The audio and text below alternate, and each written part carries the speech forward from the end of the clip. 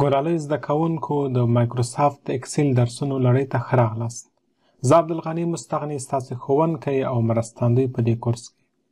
غواړم په دې لوست کې تاسې سره د مایکروسافت اکسل په معرفي باندې، همدارنګه د مایکروسافت اکسل د پرانیستلو بېلابېلې لارو باندې او همدارنګه د مایکروسافت اکسل په ځینو بنسټیزو خبرو باندې تاسې سره خبرې وکړم.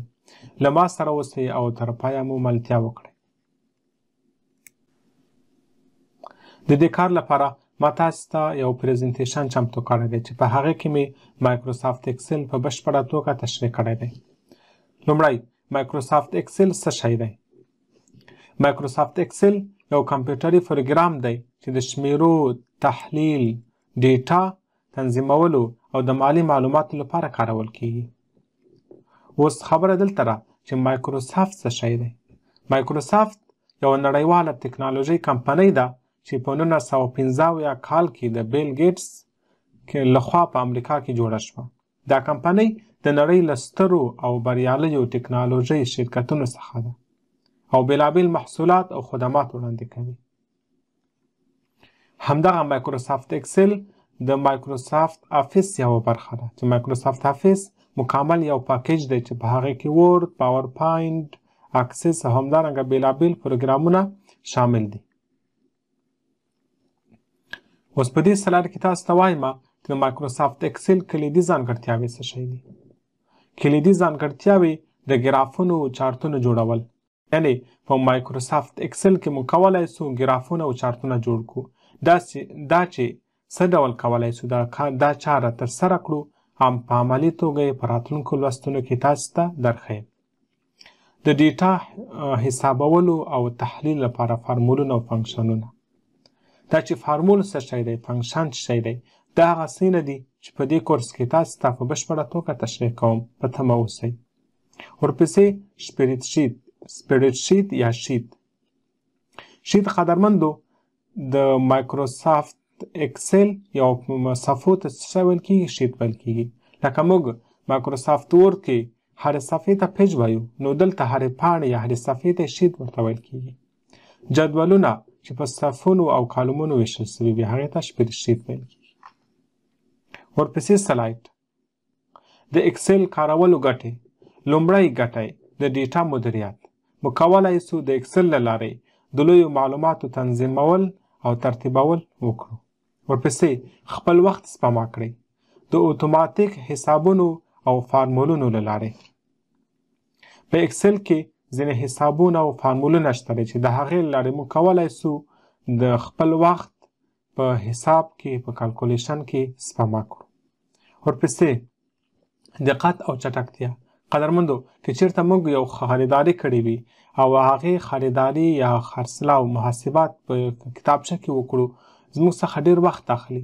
د وخت ترڅنګ موږ نسو کولی د هغې دقت وټاکو چې څومره مو دقت کړی، کیدای شي تېروتنه راڅخه سوې وي، خو په اکسل کې دغه چارې موږ کولی سو په ډېر دقت او چټکتیا سره ترسره کړو د شمیرو او پایلو په چټک ډول حسابونو لپاره. څلورم، وړتیاوې زیاتول. د شمیرو تحلیل، پلان جوړونې او پریکړو لپاره اسانتیاوې برابروي. ورپسې قدرمندو د اکسل بنسټیز عناصر، یعنی په اکسل کې کوم عناصر بنسټیز دي. هر څه یو بنسټیز لري. مثلا د بیلګې په توګه په کیمیا کې موږ سیل وایو چې سیل د حجرې بنسټ دی. بیا حجره د نورو شیانو لپاره یو بنسټ ګڼل کېږي. همدارنګه د بېلابېلو علومو لپاره یو بنسټیز اصول شته چې هغه باید سړی قبول کړي. له هغې د قبلېدو وروسته موږ کولی سو نور ورباندې اثبات کړو. د بیلګې په توګه قدرمندو ورک بوک د اکسل فایل ته څه ویل کېږي؟ ورک بوک. موږ ویلو چې د مایکروسافت ورد هر فایل ته ډاکومنټ ویل کېږي، خو د مایکروسافت اکسل هر فایل ته ورک بوک ویل کېږي. ورکشیت هر فایل کې موجودې پاڼې، یعنی د مایکروسافت اکسل هرې پاڼې ته څه ویل کېږي؟ ورکشیت، خو د مایکروسافت ورد هرې پاڼې ته پیج ویل کېده. سیل جدول کې د یو واحد بلاک نوم ته سیل ورته ویل کېږي. صف یا راو افقي کرښې څه ته ورته کېږي؟ افقي کرښو ته رو ویل کېږي. کالم یا کالم عمودي کرښو ته کالم ویل کېږي. فارمولر بار د حساب لپاره ځای دی. قدرمندو داسې راځم مایکروسافت اکسل وازم. قدرمن دلته متوجه سئ دا مایکروسافت فایل دی. د فایل ته ورک بوک ورته ویل کیږي. یو فایل یا ورک بوکس.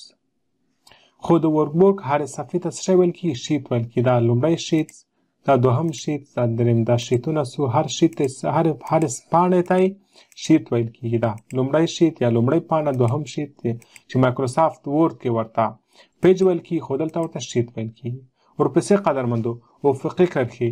افقي کرښې ته موږ څه ویل کیږي؟ افقي کرښې ته رو ویل کیږي. دا لومړی رو، دوهمه، دریمه داسې رو.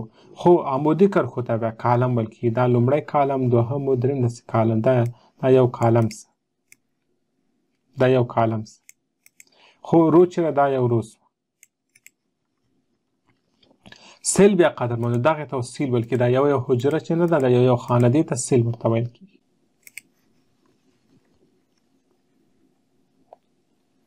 ورپسې د اکسل بنسټیز استعمال. د اکسل بیلابیل استعمال لارې چارې لري، خو هغه بنسټیزې لارې چارې چې ما تر اخیستلې دغه درې دي. د ډیټا داخلول، د سیلونو دننه شمیرې، متن او تاریخ داخل کړئ. موږ کولی سو په اکسل کې متن هم داخل کړو، تاریخونه او شمیرې هم داخل کړو. نه یوازې شمیرې بلکې متن هم کولی سو داخل کړو. ورپسې فارمولونه او فنکشنونه. د مثال په توګه سم د جمع لپاره کارول کیږي. داسې بیلابیلې فارمولونه پکې سره چې موږ کولی سو د هغې له لارې خپل محاسبات په چټکۍ او دقت سره ترسره کړو. ورپسې قدرمندو چارتونه جوړول. په اکسل کې موږ چارتونه جوړولی سو، په هغې کې ډیټا انالایز کولی سو، تحلیل کولی سو. ورپسې په اکسل کې د پرمختللې کارونې مثالونه. یعنې د پرمختللې کچمانې موږ اکسل په دغو شیانو کې کارولی سو. د بیلګې په توګه البته بیلا ډېر شیونه دي. د مختلفو څانګو معلومات ترتیب، یعنې په هره څانګه کې غواړو معلومات او ډیټا ترتیب کړو، نو اکسل کې موږ کولی سو. د پلور او عوایدو راپور جوړول.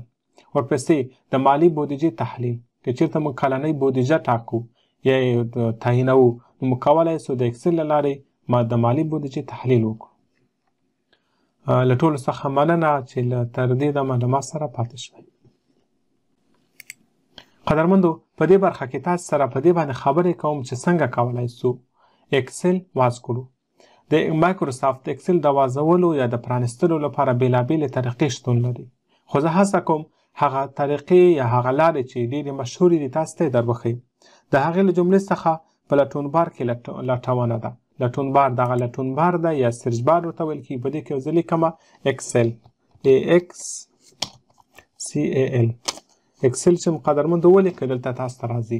کلیک کوئ ورباندې، مایکروسافت اکسل تاسو ته وازوي. دا دی واز. دا د قدرمندو مایکروسافت اکسل موږ ته واز. ورپسې د وازولو لاره هغه چې دی رن دی. موږ لیکو رن. رن لیکو یا دا چې وینډوز جمع ار چې ولیکو رنګ موږ ته واځي. وینډوز پلس آر یا جمع ار چې ولیکو رنګ موږ ته واځيږي. یا دلته لیکو رن RUN. رن چې ولیکل څه دا وازولی سو. دا دی رن. خو موږ شارکت څخه ګټه اخلو. وینډوز بټن جمع ار کلیک کو رن واس. په رن کې چې لیکو اکسل لیکو AXCAL. اکسل چې مو لیکو انټر به کو مایکروسافت اکسل موږ ته واځوي. دا دی راته واځي. ورپسې لاره چې موږ کولی سو مایکروسافت اکسل په هغې باندې واز کړو هغه دا ده چې موږ شارکت کی څخه ګټه واخلو. مثلا زه غواړم چې کنټرول آلټ ای کلیک کم نو مایکروسافت اکسل د موږ ته واز سي. دا دې زه کلیک کوم کنټرول آلټ ای واز نسته. ځکه واز نسته چې موږ باید هغه جوړ کړو. هغه څنګه جوړیږي؟ راځو اکسل نوشته کوو. دا د اکسل نوشته دی. په دې باندې راسته کلیک، له راسته کلیک وروسته اوپن فایل لوکیشن په دې باندې به کلیک کړو. دلته چې راغی مایکروسافت اکسل دا دی. په دې باندې راسته کلیک، له راسته کلیک وروسته چیرته راځو؟ دلته راځو پروپرتیز یا ځانګړتیا. له هغې وروسته قدرمندو دلته لیکل سوي دي شارکت ته به راسئ. له شارکت وروسته شارکت کی دلته به کلیک. دلته به څه کلیک کوئ؟ هر څه چې غواړئ تاسو یې شارکت وټاکئ همغه حرف ولیکئ. خو لکه څرنګه چې مایکروسافت اکسل په ای باندې شروع کېږي نو زه غواړم ای ولیکم. شي کنټرول آلټ ای دا موږ ورته شارټکټ ولیکو یا تاسو آر ولیکئ مشکل نشته آر ولیکئ یا زید ولیکئ هر څه چې مو لیکل ولیکئ خو زه ای لیکم ځکه چې په ای باندې پیلیږي نو اپلای به یې کوئ له هغې وروسته اوکې باندې کلیک کوئ راځو اوس چې د کنټرول الټ ای باندې کلیک کوو چې مایکروسافت اکسل متواضع کنټرول الټ ای دا د قدرمندو موږ ته مایکروسافت اکسل واس ورپسې طریقه قدرمندو موږ کولی شو له سی ام ډي څخه کار واخلو دلته لیکو سی ام ډي لیکو له هغې وروسته اوپن کوئ هلته لیکو قدرمندو سټارټ اکسل STAR سټارټ اکسل وخت سټارټم اکسل مو وخت انټر کلیک کوو تر څو موږ ته واسي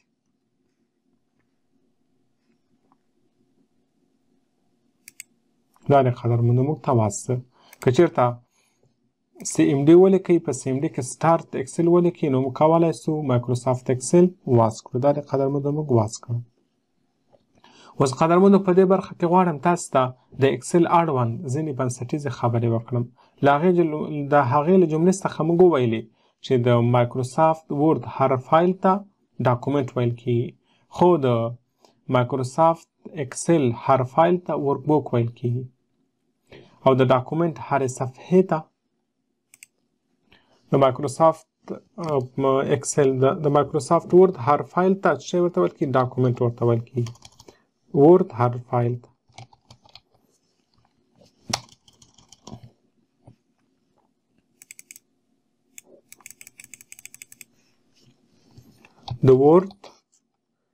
د ورد هر فایل ته قدرمندو د ورد هر فایل ته ډاکومنټ ویل کیږي ډاکومنټ ورته ویل کیږي او د ډاکومنټ هرې صفحې ته څه ورته ویل کیږي پیج ویل کیږي څه شی پیج ورته ویل کیږي خو دا خبره په مایکروسافت اکسل کې فرق کوي د مایکروسافت اکسل هر فایل ته څه شی ویل کیږي ورک بوک ویل کیږي ورک بوک ورته ویل کیږي خو د ورک بوک هرې صفحې ته بیا څه ورته ویل کیږي شیټ ورته ویل کیږي دا مو زده کړئ دا داسې قدرمندو دا دی اوس موږ چې مایکروسافت ورد کې یاستو کنټرول انټر باندې کلیک کوم تر څو موږ ته د صفحې راکړي دا د قدرمندو دا د موږ سره صفحې راغلي څو صفحې دي 3 صفحې دي دغه چې د مایکروسافت ورد فایل دی چې هر صفحې دي 8 صفحې لري دا زه ذخیره کوم سیواس باندې کلیک کوم له هغې وروسته ډیسکټاپ ورد صفر یا ورته نوم ورته ورکوم سیو کوم اوس قدرمند راځمه مایکروسافت اکسل ته اکسل کې کلیک کوم دا لومړی شیټ دا دوهم او دا دریم شیټ درې شیټه څو موږ واخیستل دا هم کلیک کوم راځمه ډیټا په کلیک کوم مثلا عبدالغني دا دی د هغې وروسته فایل ته له فایل وروسته سیواس باندې کلیک کوم دا هم ډیسکټاپ کې کلیک کوم راځم ډیسکټاپ دې ته هم بوک صفر یا ورته لیکم انټر باندې کلیک کوم تر څو سیف شي دلته قدرمندو دا د ورد فایل دی او دا د اکسل فایل دی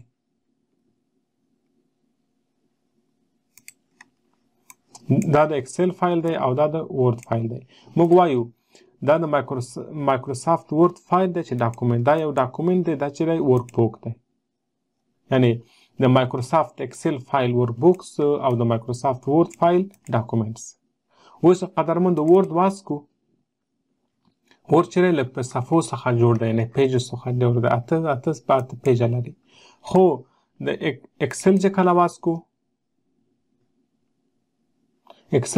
واسکو اکسل کې صفحې نشته بلکې شیټونه دي لومړی شیټ دوهم شیټ دریم شیټ او هر شیټ له ډېرو صفحو څخه جوړ دی هغه څه معنی هغه داسې چې که چېرته زه دا راکش کړم